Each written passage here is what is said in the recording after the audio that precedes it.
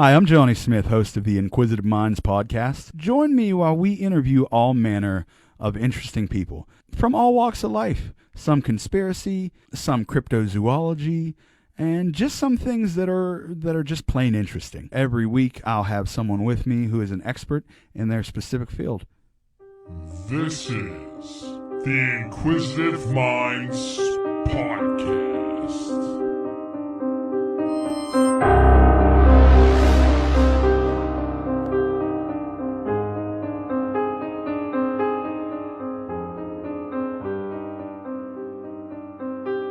Hey, thanks for tuning in and welcome again to the Inquisitive Minds podcast. I'm your host, Johnny Smith. And we're just going to jump right into it. With me today, my guest originally hails from Wyoming. She currently works as a medical assistant at the VA and is currently finishing her degree in emergency management and homeland security.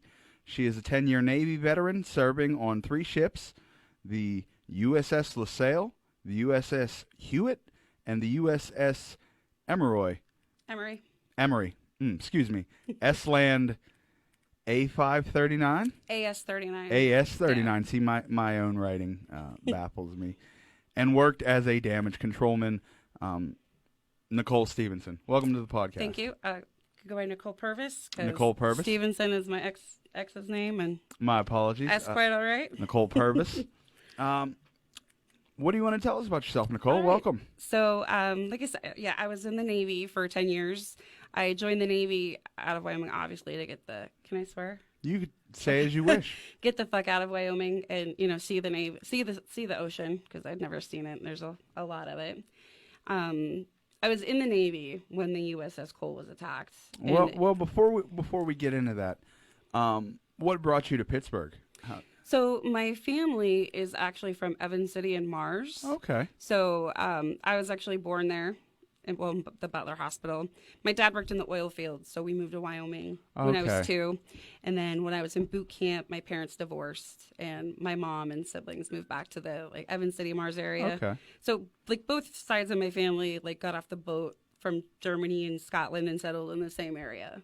My mom's grandmother. You were just in Wyoming, just happenstance. Yeah, I was the only one born in Pennsylvania, but I'm the only one that grew up in Wyoming. Okay. Yeah, so my family makes fun of me because I still have to use GPS to go to my grandmother's house. And one of the first open mic nights I did was at Denise and Earl's in Homewood, and I didn't know the area before I went there. And it was for the listeners unaware, Nichole is a comic as well. Yes, I try. How was that first open mic experience for you? And how long ago was that? So that was I think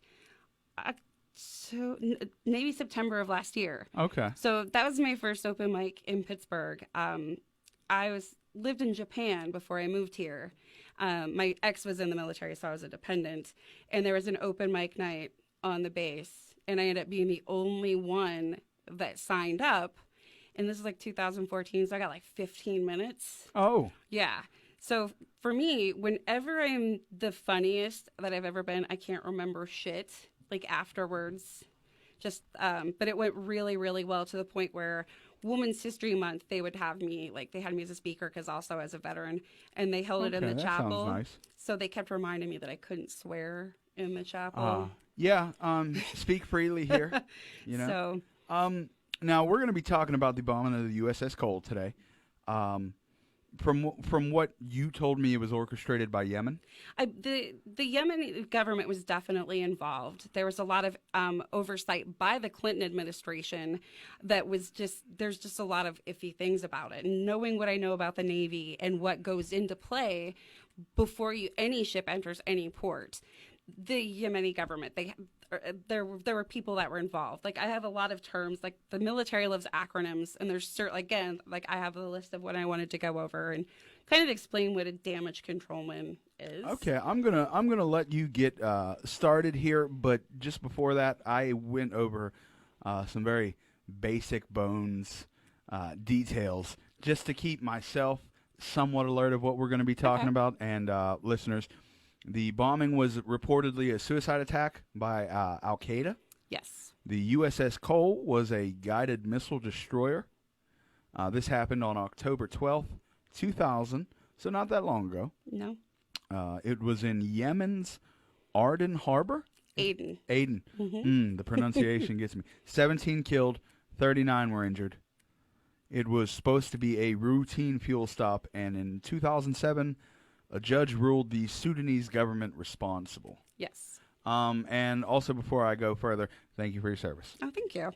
Jump right into it. All right. So, a damage controlman, they pretty much do a lot of things. So the creation, pretty much, of like damage control, was the disaster on the USS Forrestal, and that was when actually there was a ordnance that was dropped and it exploded, and so they realized that the firefighting aspect of it was really lacking. The training within the first two explosions, anybody that knew how to fight a fire was killed. Oh, so that's unfortunate. In fact, they still, like, you can YouTube the video. They actually, like, I don't know if now, but they would show us that video in boot camp and in school because of the lessons learned and the things that we learned. So damage control, they're the firefighters. I wrote everything down. First responders.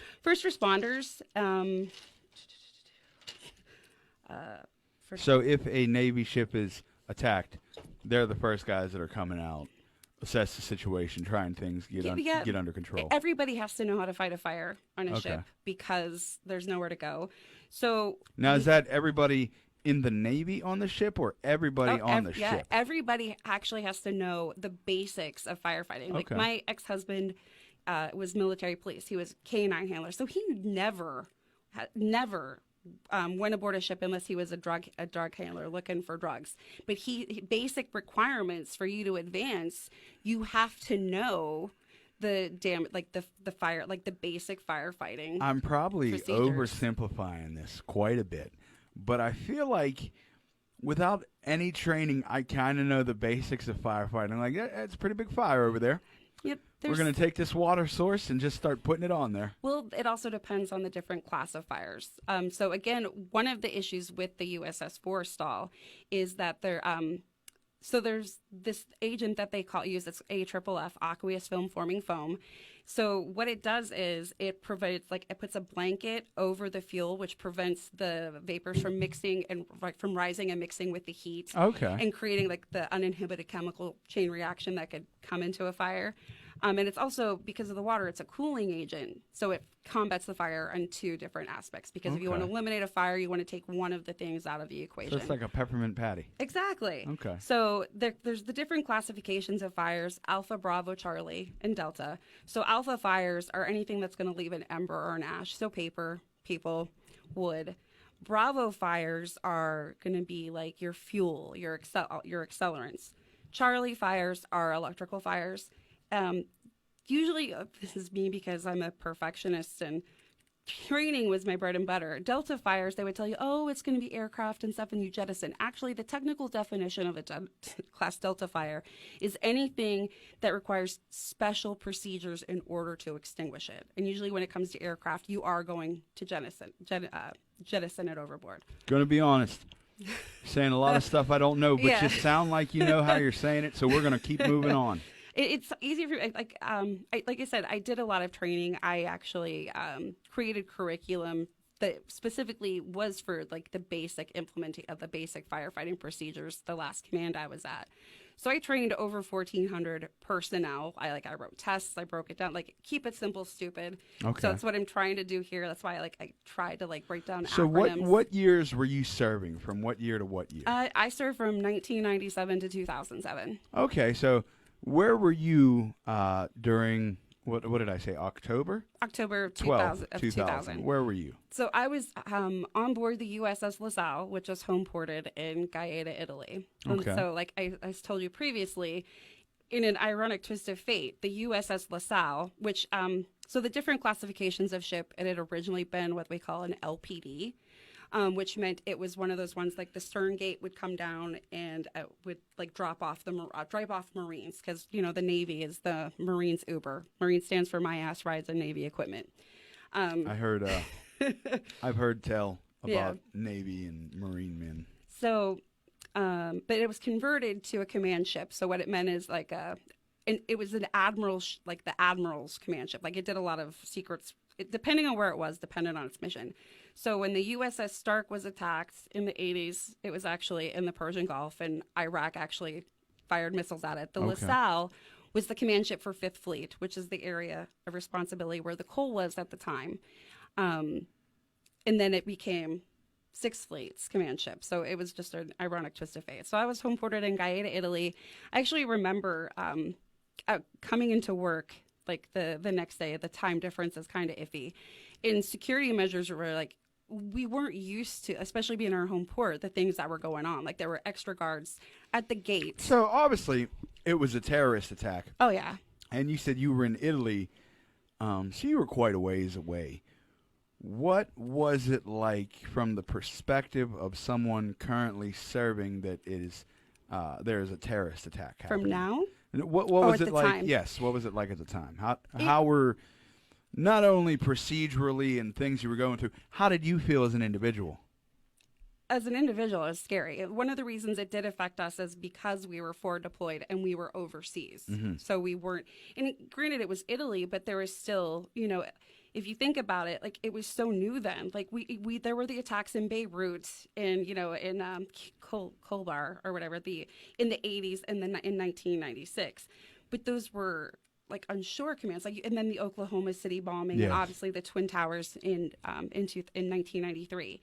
So it changed everything. Like things were changed then, and then after 9/11, like things were just not the same. Like there was a lot of differences. So understandably, procedures that lessons learned after so much can change with what we call threat conditions, things just going into your own home port, that like pulling back in. The week before the attack, what did you do on a routine day? On a routine day in port or at sea? We'll say in port, because you were in port. In port, okay. Yes. So day to day, a lot of times we'd fucking goof off, but it depended on if you were getting ready to get underway or if you were going to be in port for a while. So if you were getting ready, like there's a lot, like you run drills, like you'd run fire drills, obviously, because they have to be ready. That was done every day. Battle stations or general quarter drills, you would run those. And then for my job, there were daily checks, weekly checks, and monthly checks that we did for all of the firefighting equipment.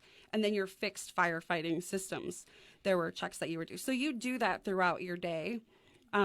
So you test to make sure, like the AFFF, like tanks, like if there was any valves that needed to be replaced. So you were just essentially on call, but doing maintenance exactly at the same time, preventative maintenance. Yeah, a typical working day in port. But as an engineer, it usually could differ. But you'd 0600 or 6 a.m. Would you say 7. you had a decent amount of downtime?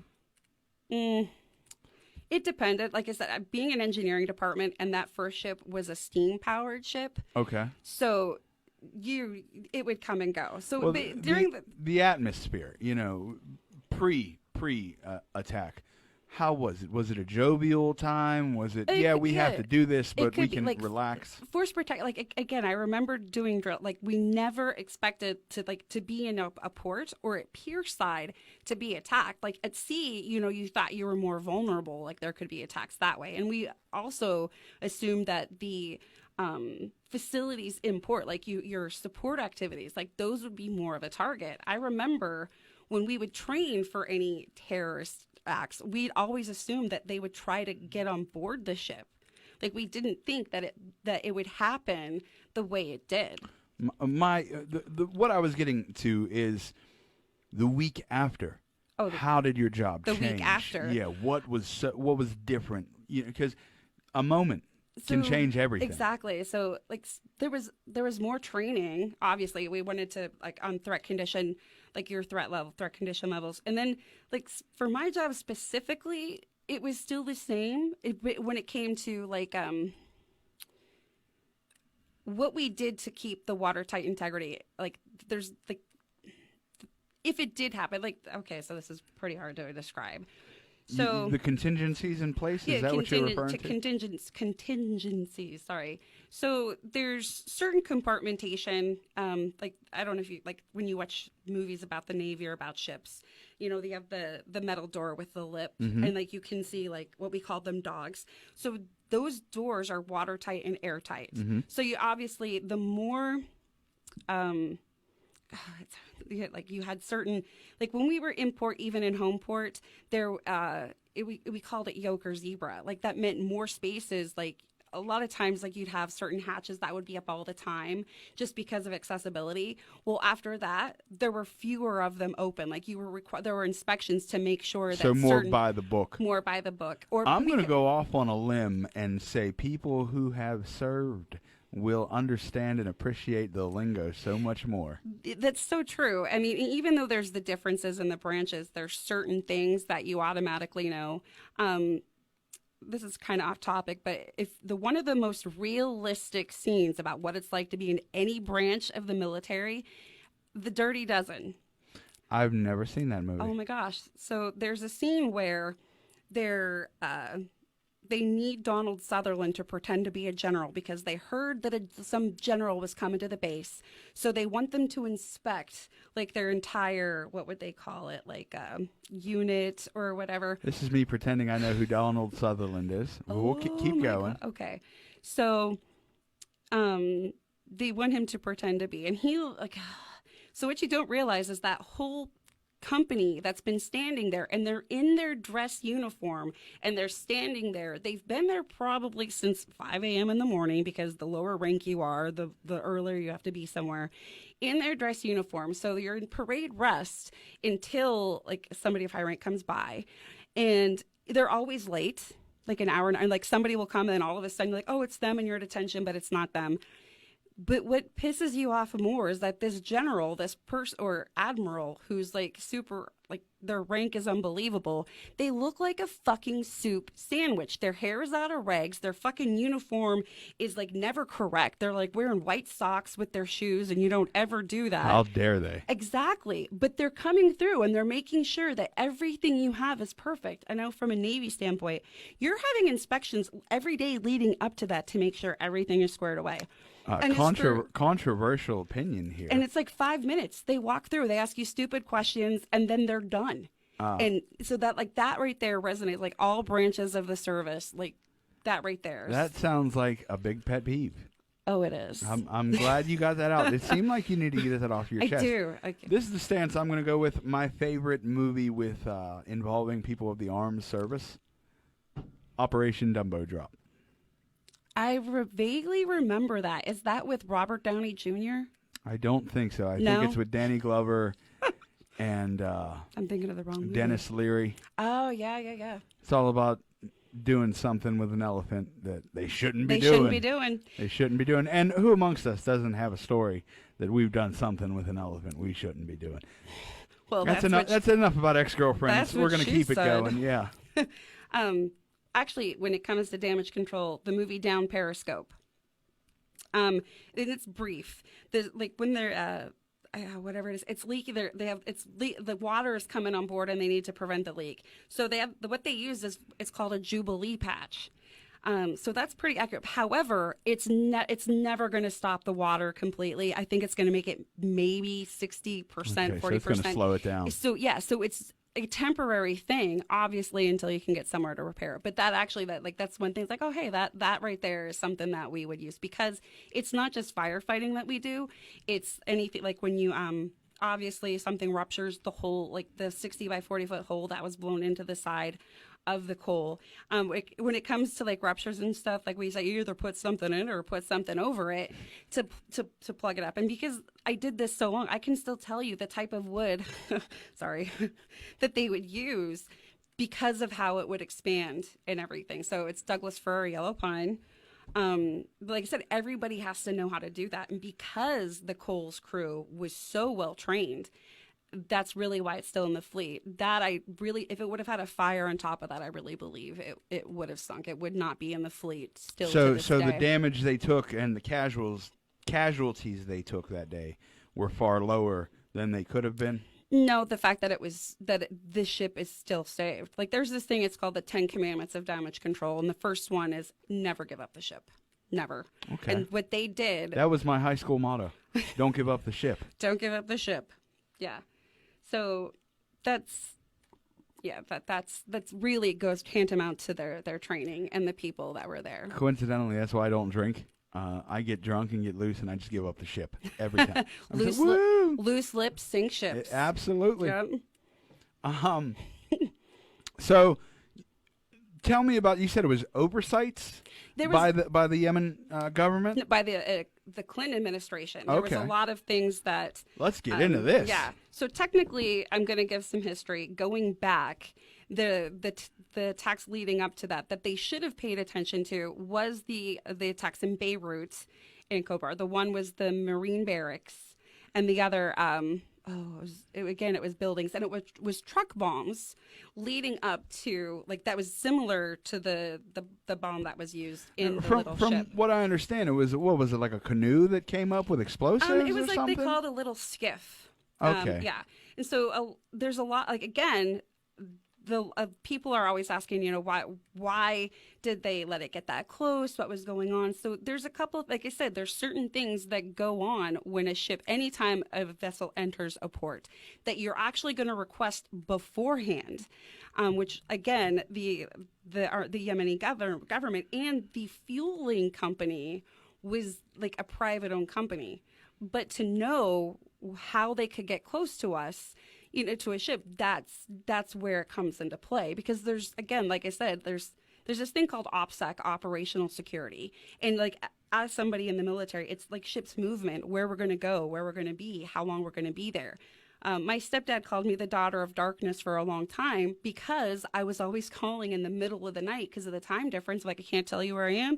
I have no idea what time it is, but I'm okay. I can't tell you how long I'm going to be here until afterwards. Because of that, you don't want, because again, of threats. So that's something that it's a big deal. Off topic question. Yes. Have you ever had a run-in with any pirates?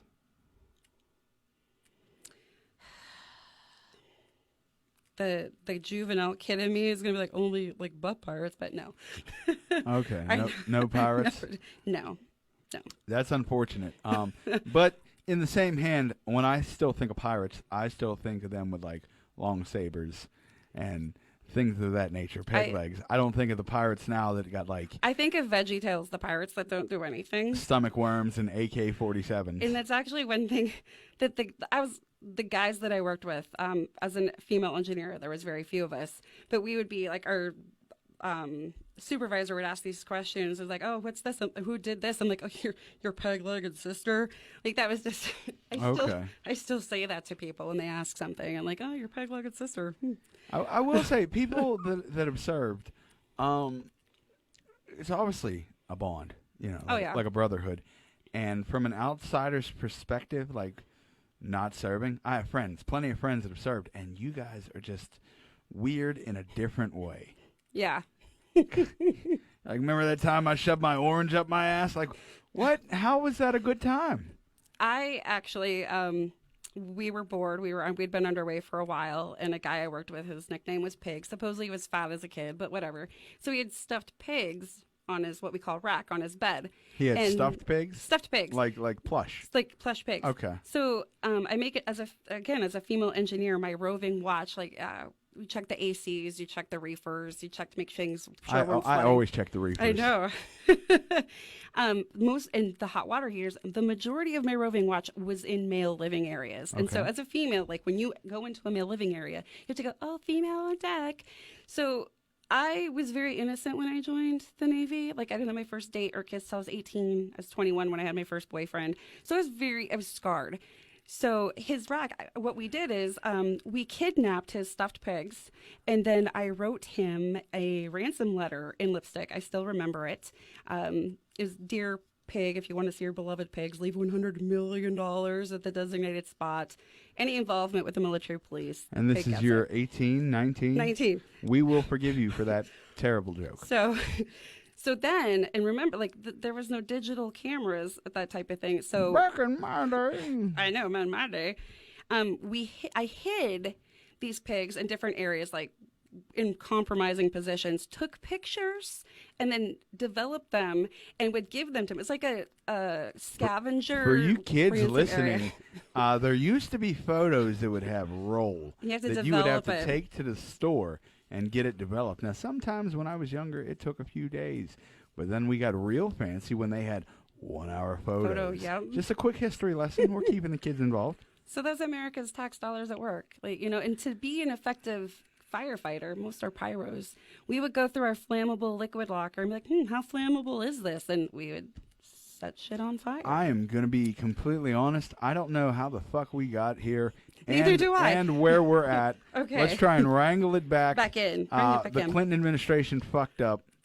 Yes. So there were... So they were there getting gas. That we were there refueling. They're at the 7-Eleven of countries. Exactly. And the thing is... I did not mean that in a derogatory way.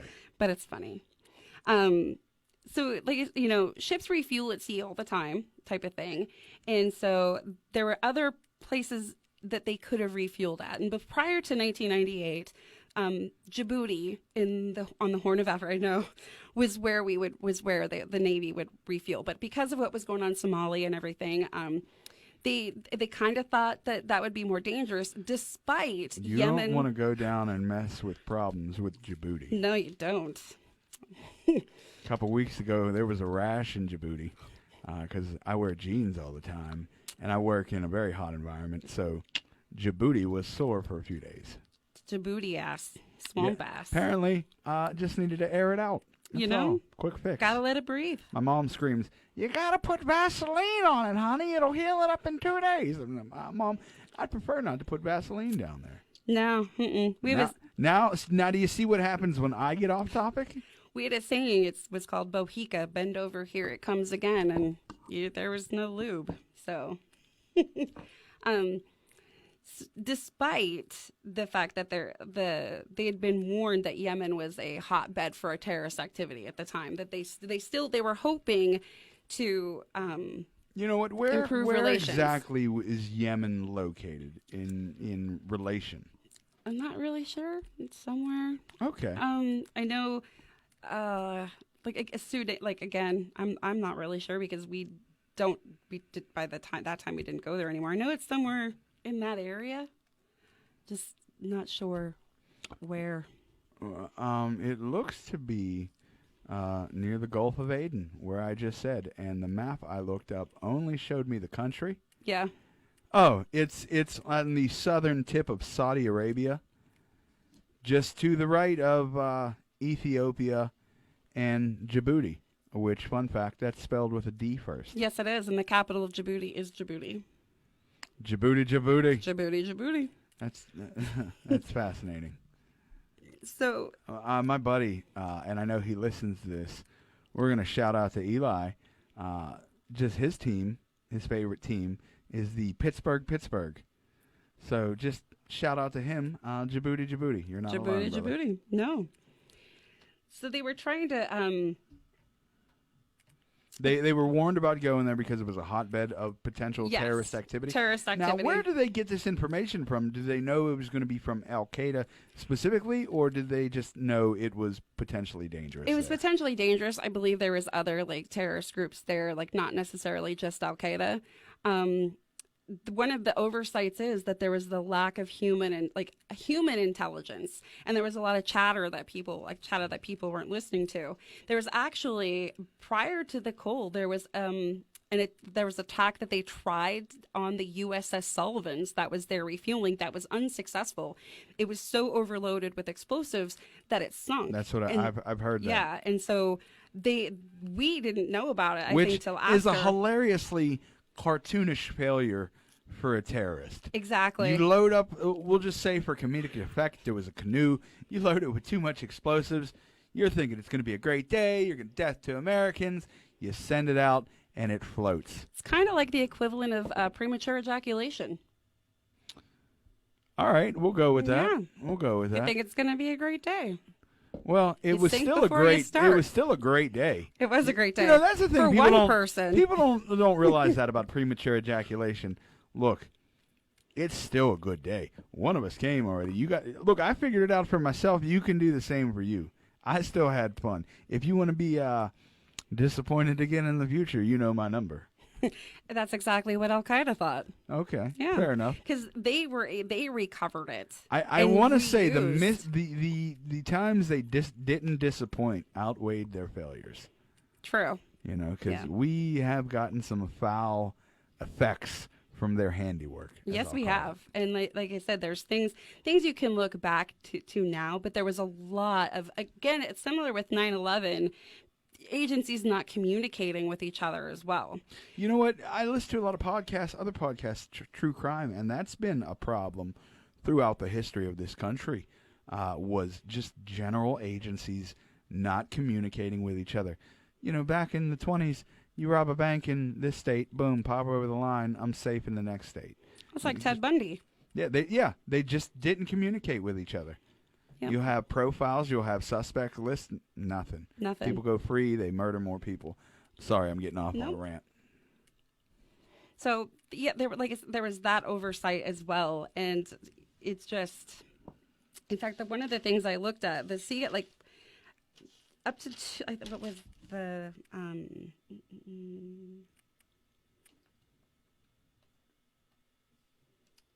there was something I specifically wrote that happened. Like, it was actually a couple days with it before the attack, a couple of weeks, because there's actually a couple people who had the CIA and NSA had warned against attacks for U.S. interests in that area, specifically focused in Yemen for terrorist activity. And the Cole was still going anyway. And So this was up to a couple of weeks. Why did they decide to go there if they were warned about it? So again, I believe it was the Clinton And administration. whose order was it to go there? It goes it goes all the way up to what is the Is there a the captain command. of the ship? The command. It goes above the commanding officer. Okay. Like you have your battle group, you have your fleet, like you have the areas of So responsibility. there's not a man on ship saying, "Okay, I'm going to make the call that we're going to go here." It came from up top. above. Yeah. Okay. So, and that was one of the things too, is like as things were discovered, a lot of the blame, like instead of like things being looked at from like higher up, they tried to shift the focus on the commanding officer and the crew and the things that they didn't do properly. However, with the information they had, what they did was actually exactly what they were supposed to do. Previous to this attack, when it came to their threat cons, now remember, we didn't know what we knew now. We were training in a different way. They were an exemplary, like they were actually at the top when it came to like practicing for the certain threat levels and if there was a certain attacks. So after the attack, what did we do as far as, I hate to say revenge, but as Nothing. a country, we did nothing. The Clinton administration actually promised to, but they never did. And in fact, in a hearing on about 9/11, President Clinton himself said that there was no evidence that Al Qaeda was to blame, despite the fact that within Osama bin Laden was actually claiming that he did it. Did he put out a video for this? Yeah, like there was a 90-minute video of them saying praise Allah for the attack. Like they used it as a recruitment video. There was a wedding a couple days later, and he wrote a poem about the attack on the Osama USS bin Cole. Laden? Oh yeah, like he could not shut up about it. Who is getting married that's inviting Osama? Well, come on now. It's probably one of his many siblings. Doesn't he have like 52 of them or something? I could be wrong. I thought the number was 47. Yeah, I think I'm off. I'm overcompensating. So what did so we didn't do anything No. to get them to stop at least. Could that have been part of what led to 9/11? 9/11 was going to happen anyway. I think it just happened.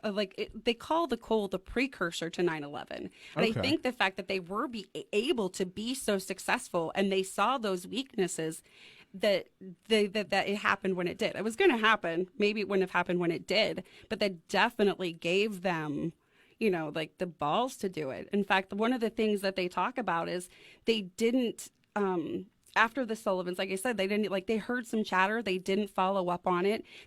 There was nobody there, like, beforehand scouting to see if there was anything going on.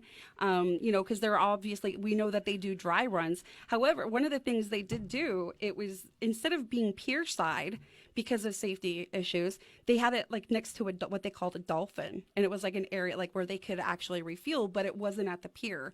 And that's another thing too. Usually, like when you're in a port, it's more secure. Like people are supposed to be checked who comes in, like who goes out.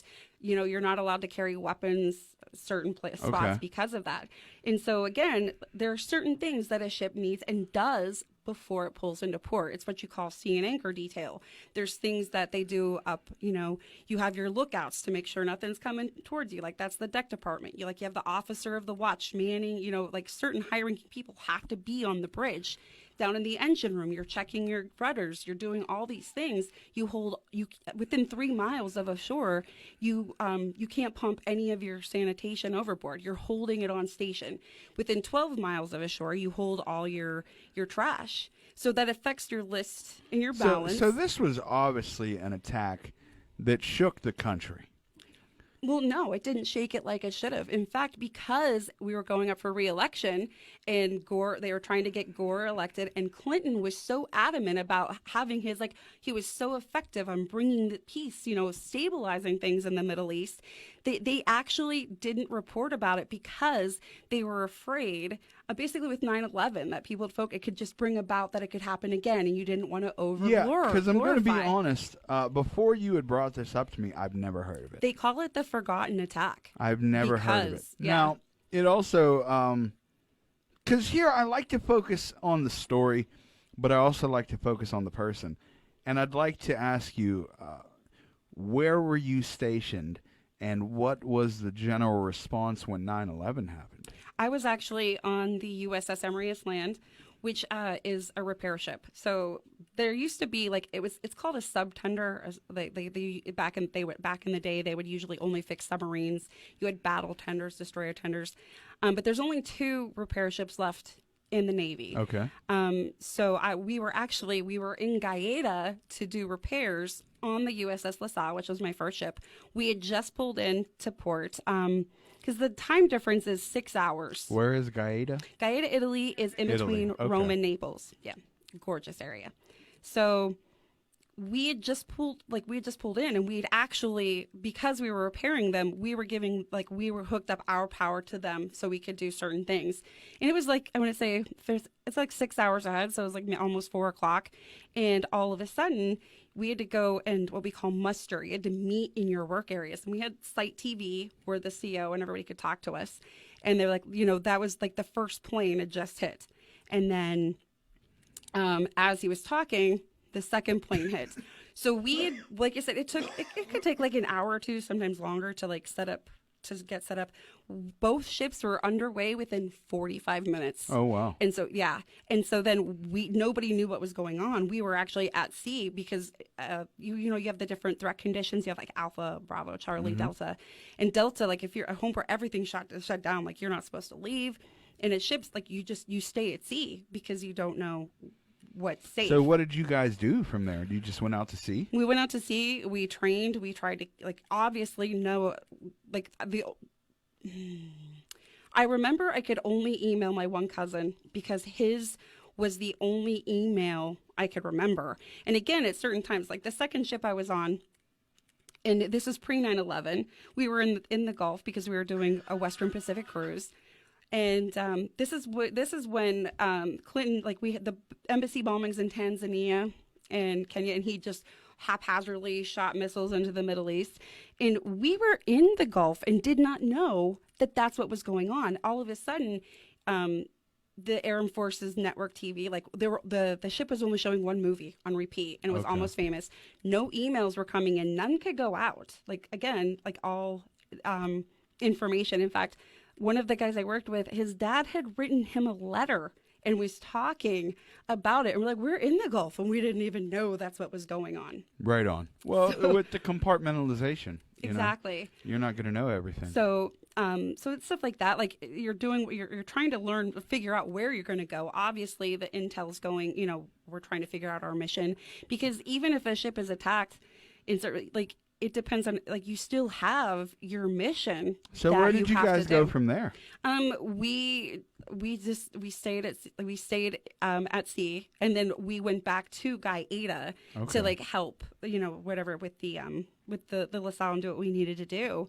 But again, so Cinderella Liberty means everybody has to be back at midnight. Okay. So pre 9/11, to have overnight Liberty anywhere, all you had to do was make E4. But after 9/11, that changed in foreign ports. Like, I don't even know if even now people have overnight Liberty in certain. Okay. Obviously, I've been out for a while, so I'm not sure. But then obviously the congregating, like, of large groups, there was a lot of things, like, people don't realize that at certain times, especially after the invasion of Iraq and Afghanistan, they found cells in other in Europe. I remember there was, when you say cells, terrorist cells? Terrorist cells. There was one cell that they discovered. They had blueprints of all of, like, the naval installations in Europe. Oh. So, again, that's something we knew. And then the ships are, like, especially the first ship, it's an admiral ship. There was so much stuff that we took for granted that was actually really, like, we shouldn't have known because of how secret it was. Oh, okay. But we knew because it was the flagship of that battle group. I wouldn't be able to forgive myself if I didn't ask this. The Navy has a very long history with seeing UFOs at sea. Have you seen any? Being an engineer, I didn't really make it topside very often.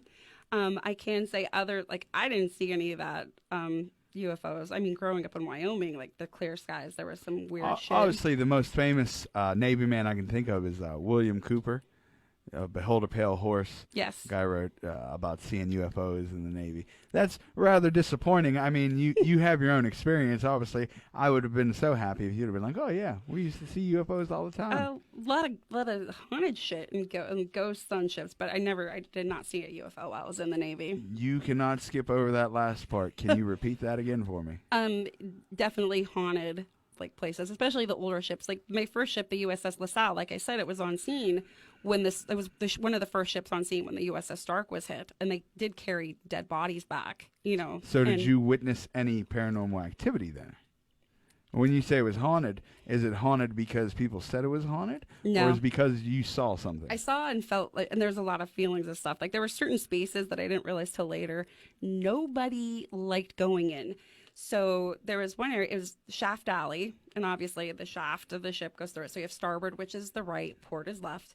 And so in starboard Shaft Alley, which we went all the way down to, like, the 7th, 8th deck, like the bowels of the ship, the JP5 pump room was there. And so we had like the Admiral's Helo, so that's where the fuel was come. So the JP5 pump room is an individually dogged door, and it's got a padlock on it. There are two people that have the key to that space. I am one of them as the roving watch, and then the supervisor for the fuelies. Do you need both keys to enter? No, just one. Just one.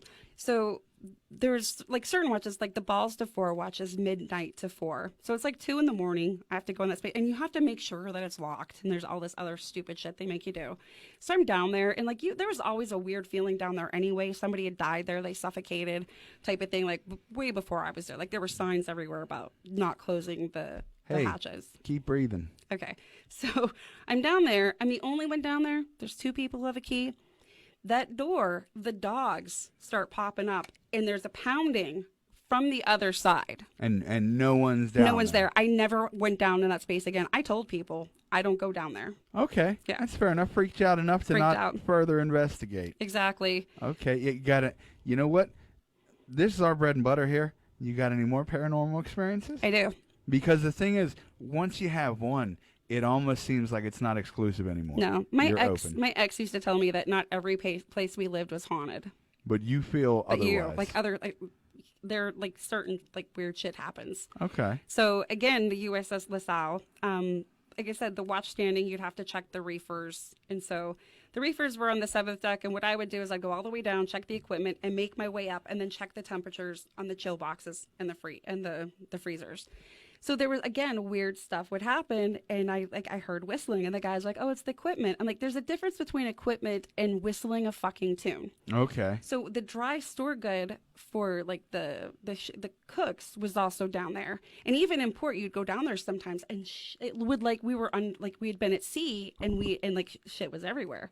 So it's the balls to forewatch, and I'm making my way up, and I have the door like latched open, and I'm checking the temps on the chill box. Again, there's one way down, one way up. Anybody who went down there or was there would have to go past me. Mm-hmm. The hinge flips up, the door shuts, and it starts to like dog down. Now, we call them knee knockers, again, when you go over them because of the watertight integrity. And when you're short like I am, they really are knee knockers. I ran out of there. I tripped, hit my head off the floor, and ran all the way up. And I sat there, and it was the engineering male living area. And I just...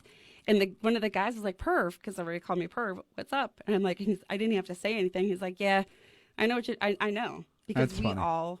That's fascinating. Yeah. Have you had any experiences outside of the Navy? Yes. What? Give me your craziest one. So I wasn't in the Navy, but it was in Japan. And we would go camping at a place called Ikego. And Japan is actually one of the most haunted places in the world. And so Ikego had been basically a concentration camp that the Japanese had. And so there were all these tunnels that were dug by the prisoners. So my ex and my daughter, we liked to camp, and we were in this cabin 3, and the bathroom was pretty far away, and I'm country. So I would just go outside in the middle of the night behind the cabin, and I'd go to the bathroom. Fair enough. So I go out to go to the bathroom, and it looks like there's these 2 little girls, like with the like really short hair, standing, and they're naked, and they're like this, like with their hands over them, and they're standing to the side. In the middle of the woods. In the middle of the woods, and they go like this. And all of a sudden, a man runs out. So I run into the cabin. This is while you're pissing, you see this. Yes. So I go, there's a front area that you could lock, and then there's a room in the back with the bunks that where my daughter slept and my ex and I slept. And I go, and like he somehow makes it into the front room, and I'm in the other room where we're at. Now, is he following you He's or following- chasing you? Chasing me. And my ex... What did he do to these 2 little girls? Just ran past? Like, I don't know. Like, it looked like they had... So I'll get to that. Like something had happened. Like, so obviously... you're inside. So I'm in the room where we're sleeping, and the door opens, and my ex doesn't wake up, and I'm pissed. And I wake up, and I'm mad at him. And I go outside to go to the bathroom. The whole night, like, it was so real. There was just a loop the whole Or it was like a time night. loop where you kept experiencing the same thing. Exactly. That is incredible. That's wild, because I've heard things about that before with loops and things happening over and over, but it's hard to explain.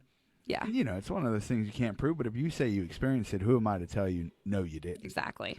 Well, that sounds horrifying, And too. the USS Cole is haunted. Like, the last ship I was on, it came in to prepare, because it's still in the fleet. Okay. Like, it was repaired, and like talking to people, like alarms will go off middle of the night, like stuff that isn't supposed to go off and supposed to happen. And, you know, obviously with that type of what happened. Well, would you say we learned anything valuable from the bombing of the USS Cole? Yeah, we did. Like, obviously to think outside the box. Again, Okay. like I said, we never thought that a ship would be attacked in that way. It never really crossed our The old minds. Looney Tunes Bugs Bunny. Exactly. And again, What's up, Doc? like I said, a lot of shift wanted to be put on the commanding officer and the crew because that boat got so close. They thought it was somebody to take the trash. Like I said, you have these little, like there are little boats that'll pull up, and like you dump your trash on them, right? That's one thing you need. You also need, be it a boat or a tank, that you pump your sanitation off, because again, like I said, it's holding on station. And if your ship is old, the longer it holds in the station, it's going to back up into the showers. Right on. It's disgusting. So you pump that off the ship. And then what we call potable water. Potable water is your drinking water and your fresh water. I don't know why And the so- only thing I can think of is potent potables. Exactly. So, you know, obviously we make potable water from the seawater. So when you're this part of the sea and anchor detail is, you know, you shut that off.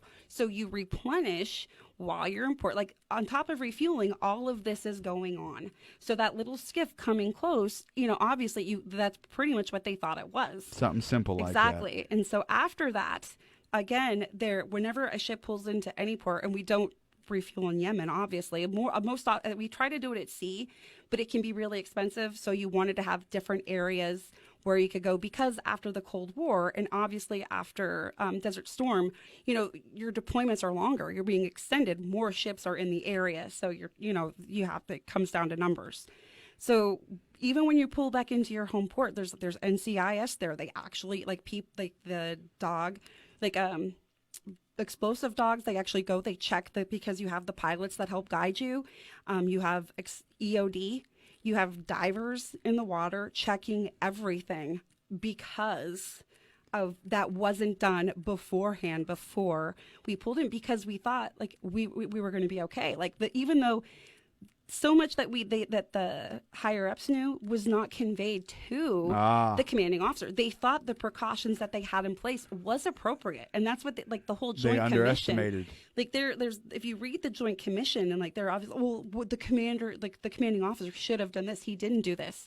We're he was failed, going all the way up to the Secretary of Defense, because they didn't take what they had heard seriously. In fact, there were a couple of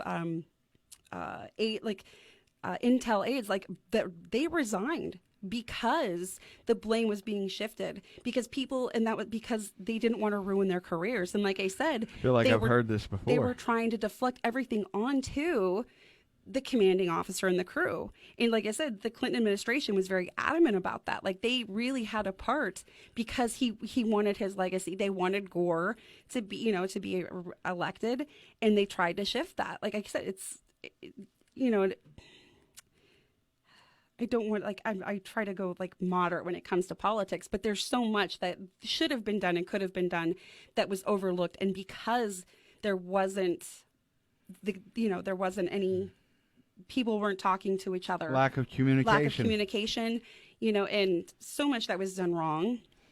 Well, tell you, go ahead. So, and again, the Yemen government, they were actually told, you need to cooperate with us. We need to have this done. In fact, they were warned that the government, they were either unwilling or unable to, go up against certain terrorist groups.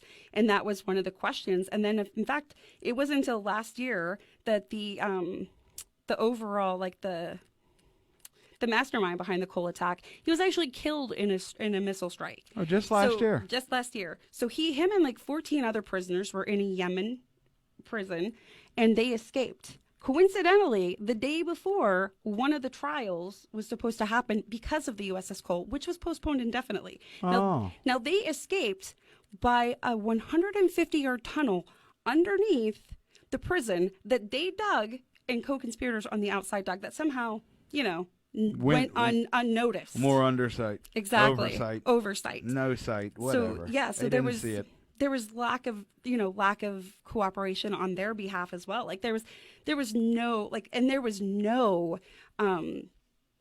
what's the word I'm searching for? They had no desire to even look. No accountability. For these escaped prisoners that were, terrorists. Well, this has been a fascinating tale that I'm sure we could discuss more in depth for hours. But I want to thank you for coming in. You're very welcome. And I hope that people found it interesting. And where can people find you?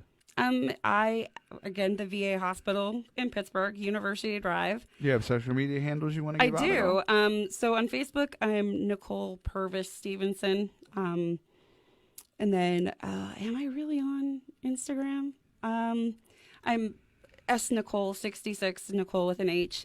Twitter, I can't even remember. I initially started my Twitter account so I could say evil fucking things about my ex-mother-in-law without anybody finding out. In fact, ladies, I give out her phone number to creepy dudes. Yeah. Well, I do not know that woman, so I'm not going to co-sign. You can find me at facebook.com/tunicanjohn or facebook.com/Inquisitive Minds. I'm also on Instagram at pandasmith827 or Inquisitive Minds. And you can send us an email if you want to at inquisitivemindspodcast@gmail.com. That's spelled a little differently, INQUIZATIBE. Thank you guys for tuning in. I'm Johnny Smith. I'll see you again next week.